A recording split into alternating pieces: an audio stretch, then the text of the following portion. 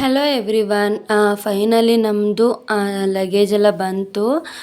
1 weak ತೊಗೊಂಡ್ರು, ಏನೋ problem ಆಗಿಬಿಟ್ಟು ಅಲ್ಲಿಂದ ಅದನ್ನೆಲ್ಲ ರೆಡಿ ಮಾಡಿಸ್ಕೊಂಡು ಅಲ್ಲಿಂದ ಬ್ಯಾಂಗ್ಳೂರ್ ತಂದು ಅಲ್ಲಿಂದ ಬೇರೆ ಗಾಡಿಗೆ ಶಿಫ್ಟ್ ಮಾಡಿ ಇವಾಗ ಮನೆ ಹತ್ರ ಲಗೇಜ್ ಎಲ್ಲನೂ ಶಿಫ್ಟ್ ಮಾಡೋದಕ್ಕೆ ತಂದಿದ್ದಾರೆ. ಇವಾಗ ನೋಡ್ತಿರ್ಬೋದು ಗಾಡೀಲಿ ಬಂದಿದ್ದಾರೆ.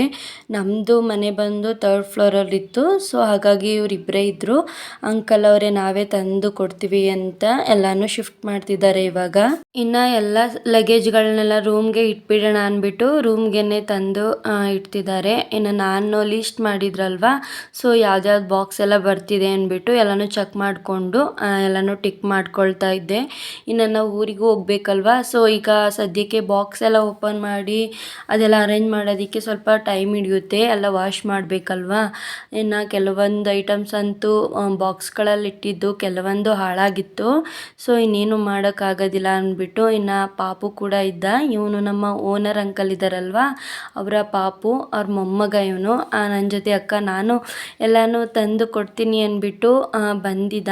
ನಾನು ನಿನ್ನ ಕೈಲಿ ಆಗಲ್ಲಪ್ಪ, ಸುಮ್ಮನೆ ನೋಡಿಕೊಂಡು ಇರು, ಆಮೇಲೆ ಅಂಕಲ್ ಅವರೆಲ್ಲ ತಂದು ಇಡ್ತಾರೆ, ನಾನು ನೀನು ಕೌಂಟ್ ಮಾಡ್ಕೊಳ್ಳೋಣ ಅಂತ ಹೇಳಿದ್ವಿ. ಇನ್ನು ಅಂಕಲ್ ಅವರು 1 by 1 ಎಲ್ಲನೂ ತಂದು ನಮಗೆ ಹೇಳ್ತಾ ಇದ್ರು, ನೋಡ್ಕೊಳ್ಳಿ ಯಾವ್ದ್ಯಾವ್ದು ಐಟಮ್ಸ್ ಇದೆ, ಬಾಕ್ಸ್ಗಳ ನಂಬರ್ ಎಲ್ಲ ಬರೆದಿದ್ರು. ಎಲ್ಲನೂ ಹುಷಾರಾಗಿ ತಂದು ಇಡ್ತಾ ಇದ್ರು. ಇನ್ನು ಗೊತ್ತಿಲ್ಲ ಬಾಕ್ಸ್ ಒಳಗಡೆ ಯಾವುದೆಲ್ಲ ಡ್ಯಾಮೇಜ್ ಆಗಿದೆ, ಯಾವುದೆಲ್ಲ ಚೆನ್ನಾಗಿದೆ ಅಂದ್ಬಿಟ್ಟು. ತುಂಬ ಐಟಮ್ಸ್ ಇತ್ತು. ಕೆಲವೊಂದು ಹೋಗಿರುತ್ತೆ ಗ್ಲಾಸ್ ಐಟಮ್ಸ್ಗಳು ಅಂತ ಅಂದ್ಕೊಂಡಿದ್ದೀನಿ.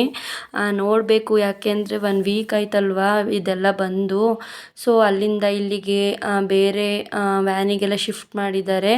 ಹೇಗಿದ್ರೂ ಗ್ಲಾಸ್ ಐಟಮ್ಸ್ ಇರೋದ್ರಿಂದ ಕೆಲವೊಂದು ಹೋಗಿರುತ್ತೆ.